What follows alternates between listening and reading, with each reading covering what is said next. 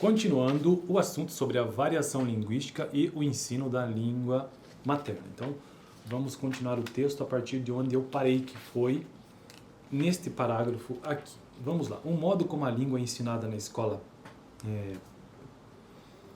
prática, tradicionalmente, o modelo da deficiência. O principal pressuposto da tradição normativa é que cabe à escola o papel de compensar supostas carências socioculturais.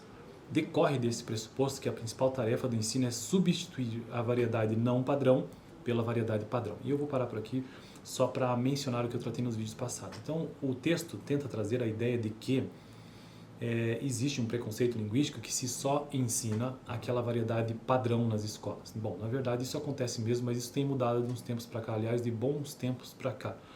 A variedade padrão é aquela focada na gramática normativa, e a variedade não padrão são todos aqueles comportamentos linguísticos que ocorrem naturalmente e que são variáveis conforme o grupo social. E hoje em dia tenta-se valorizar muito mais essa questão da variedade linguística do que apenas a gramática normativa, que é entendida como norma padrão, ou então como tradição normativa, né?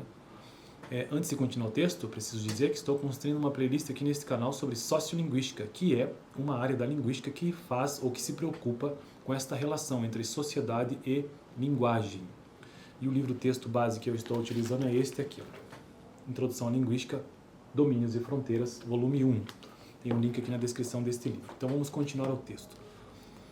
Decorre que desse pressuposto, qual pressuposto? De que a ideia da tradição normativa é que cabe à escola o papel de compensar supostas carências socioculturais. Decorre desse pressuposto que a principal tarefa do ensino é substituir a variedade não padrão pela padrão.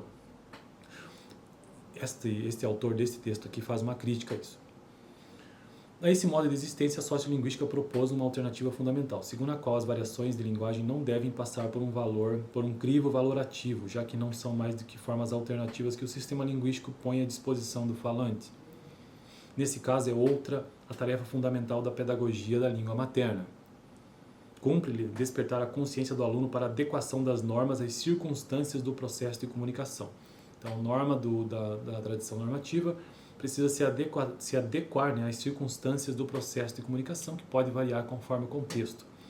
Por trás desse programa, há alguns pressupostos como o de que formas socialmente estigmatizadas operam como estruturas linguísticas tão complexas e eficazes quanto as prestigiadas. Então aqui existe um outro conceito, né, do que sejam formas estigmatizadas e formas prestigiadas de formas linguísticas, né, socialmente estigmatizadas e prestigiadas. As estigmatizadas são aquelas não bem vistas socialmente, e as prestigiadas, como a própria palavra diz, são aquelas bem vistas, que normalmente estão associadas à tradição normativa, enquanto que a estigmatizadas são aquelas associadas ao modelo não padrão. Outro pressuposto mais geral afirma que a variedade padrão não constitui um modelo universal. A língua é apenas uma variedade mais prestigiada e geralmente selecionada para o uso em situações formais.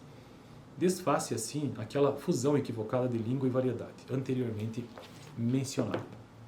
Impor com exclusividade a variedade padrão, misturar uma pitada de intolerância para com a variedade que as crianças dominam, são os ingredientes de uma receita infalível que se resume na rejeição à língua e no desenvolvimento de um processo de insegurança linguística. Para as crianças socioeconomicamente favorecidas, o mal é certamente menor, embora presente também. Como desde a primeira infância acham-se mais familiarizadas com a variedade padrão, o modelo escolar é uma extensão do processo de socialização iniciado pelos pais. Desse modo, e eu quero finalizar aqui com este parágrafo, parece impor-se uma correlação. Quanto maior a familiaridade cultural que o aluno mantém com a modalidade veiculada pelo ensino, tanto maior a probabilidade de êxito ao longo do processo escolar. Nesse aspecto, as camadas marginalizadas nadam contra a maré, na perspectiva do autor. A modalidade de cultura que a escola desenvolve afina-se mais com as das classes dominantes.